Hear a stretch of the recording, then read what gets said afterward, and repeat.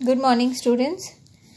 कल हमने जो प्रीवियस वीडियो है उसमें हमने लैंड ब्रीज और सी ब्रीज के बारे में पढ़ा था। जो डे टाइम में सी से होकर लैंड की तरफ जो ब्रीज आती है, बिकॉज लैंड हॉट हो जाता है और उसकी जो हवा है वो ऊपर चली जाती है, तो सी वाली जो हवा है वो आके इसको कवर अप कर देती है प्लेस को।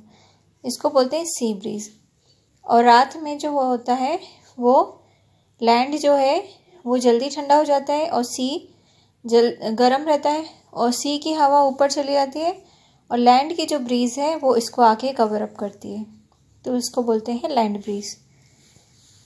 Now today we will study about radiation.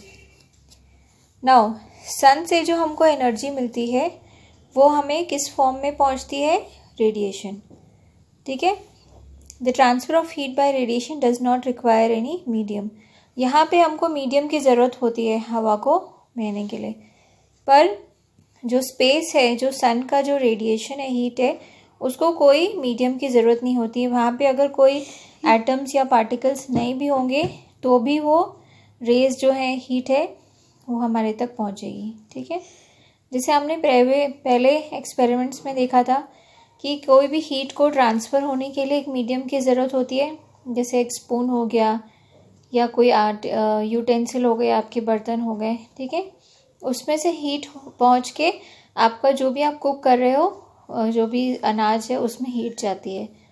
लेकिन रेडिएशंस को ऐसी ज़रूरत, हीट मीडियम की ज़रूरत नहीं होती है। All hot bodies radiate heat. When this heat falls on some object, a part of it is reflected, a part is absorbed and a part is transmitted. तो किसी भी बॉडी को जब हीट मिलता है तो उसमें से, आपकी बॉडी को भी अगर हीट मिल रहा है तो उसमें से कुछ पार्ट जो है वो रेडिएट हो जाएगा, वापस बाउंस हो जाएगा। कुछ पार्ट जो है वो अब्जॉर्ब हो जाएगा, आपकी बॉडी के अंदर अब्जॉर्ब हो जाएगा, और कुछ पार्ट जो है वो ट्रांसमिट हो जाएगा, मतलब एनवायरनमेंट में या आपसे जो कांटेक्ट में है उसको। Now, kinds of clothes we wear in summer and winter. आपने देखा होगा कि हम विंटर में कौन से क्लोथ्स पहनते हैं?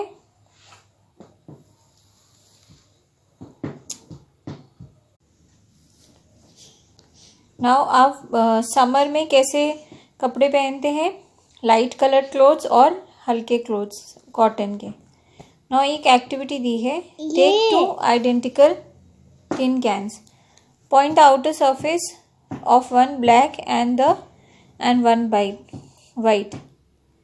ठीक है। आपको 2 टिन कैन लेना है। आपको एक टिन कैन का जो आउटर सरफेस है, बाहर का जो सरफेस है, एक को ब्लैक पेंट करना है, एक को वाइट, और उसको धूप में रख देना है। और थोड़ी देर के बाद उसमें पानी डाल के धूप में रख देना है। थोड़ी देर के बाद आप टेम्परेचर मेजर करोगे। ठीक है। तो आपको देखिएगा कि आप कौन सा जो कैन है वो ज़्यादा हीटेड है। तो जो डार्क कलर्ड कैन है उसमें टेम्परेचर ज़्यादा होता है। ठीक है। Now fill the 2 cans used in the activity.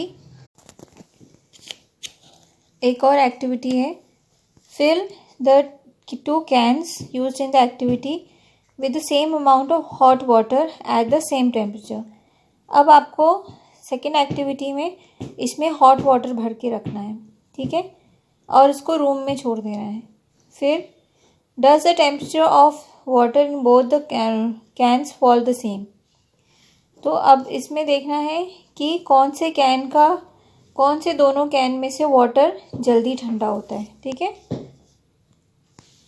Woollen clothes keep us warm in winter.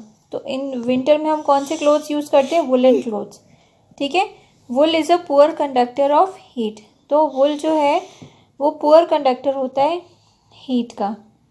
More over there is air trapped in between the wool fibres. क्योंकि वुल एक natural fibre है तो उसमें एयर होती है, ट्रैप्ड होती है, उसके जो थ्रेड्स होते हैं उसमें। The air prevents the heat from our body to go out in the surrounding.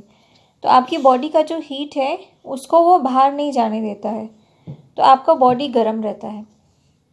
Suppose you are given choice in winter of using either one thick blanket or 2 thin blankets. join together, what would you choose? ठीक है, remember that there would be a layer of air in between the blankets. तो उन दोनों blanket, जैसे दो blankets आपको use करने जो देंगे, उन दोनों के बीच में देखना एयर रहेगी, वो आपको ज़्यादा वार्म करेगी. सो स्टूडेंट्स, यहाँ पे आपका चैप्टर 4 ख़त्म होता है. And today I will give you the question answers also.